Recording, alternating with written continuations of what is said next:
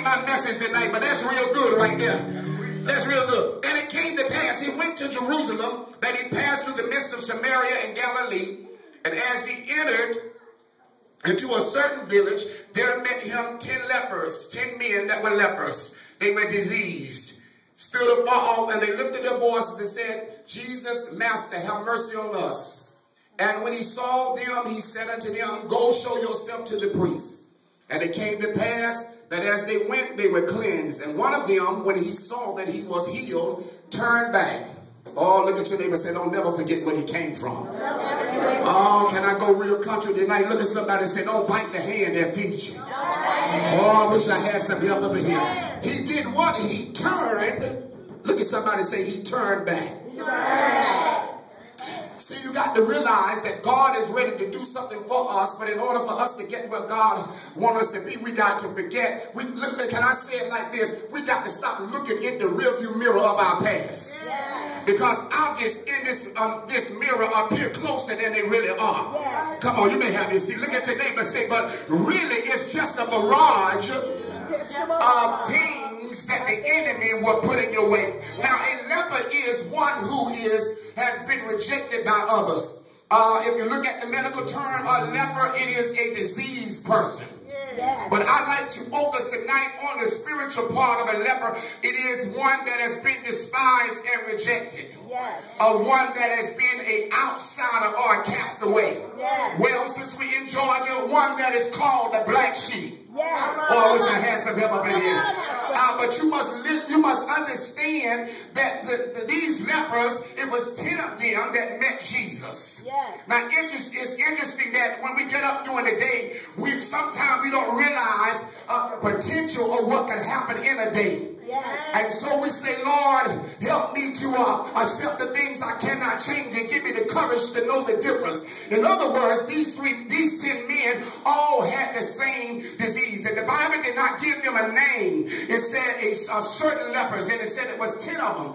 And they met Jesus. And it says to us here that leprosy is something that is infectious. In other words, it's a skin disease. Not only did they have a disease, but they were in a place of isolation. And how many know that's what the enemy tries to do with us, with our lives? He tried to isolate us by our past. He tried to isolate us by where we came from. Whether you was on the west side, the east side, or the south side. He tries to isolate you. And you must understand that anytime we are isolated, that is the most opportune time that the enemy works on you. The Bible even declares that an idle mind is the devil workshop. And then you got the United College Negro slogan says, a mind is a terrible thing to waste. But then you got Antonio Pringle saying, a word is a terrible thing to waste.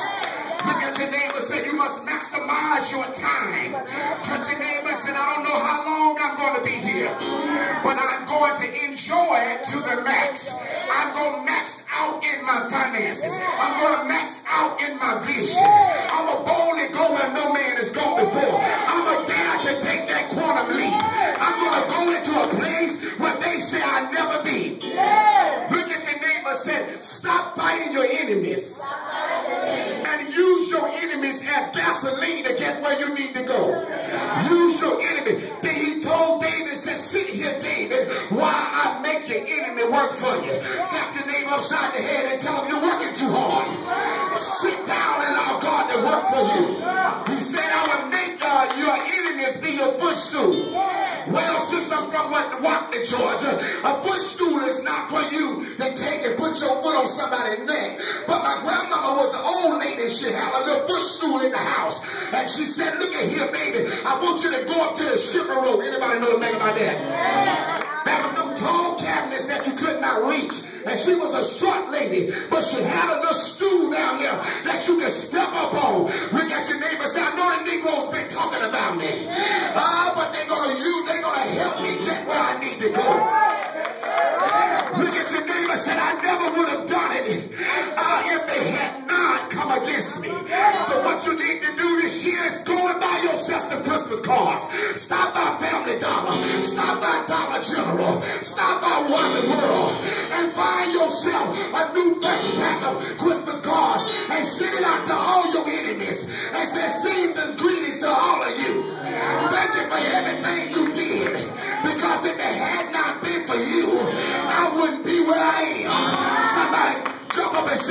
Christmas. Y'all don't want none of that. But you got to understand that it is when the devil gets ready to bless you, know this. When the devil gets ready to bless you, he uses a person. Tell somebody, say, when the devil gets ready to bless you, always remember this, he uses a person. And when God gets ready to bless you, he uses a person. Oftentimes, we are fighting against the very thing that can bless us.